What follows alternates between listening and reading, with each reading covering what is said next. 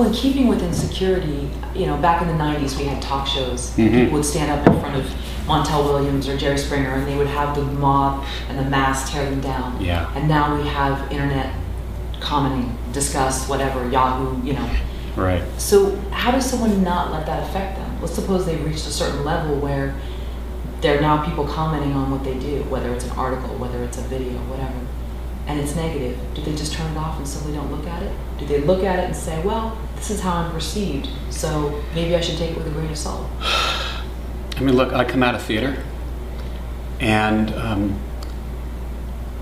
most actors I know, and when we're working plays, we just said to the cast, don't read the reviews.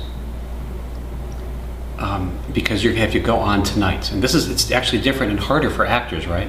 Because they're there in front of the live audience. Stage actors. They're there in front of the live audience every night. And this morning, the New York Times came out with a review that said that they were awful. And they have to go on tonight, knowing that everybody in the audience may have read the review. And you just can't read the reviews. You have to believe in your work.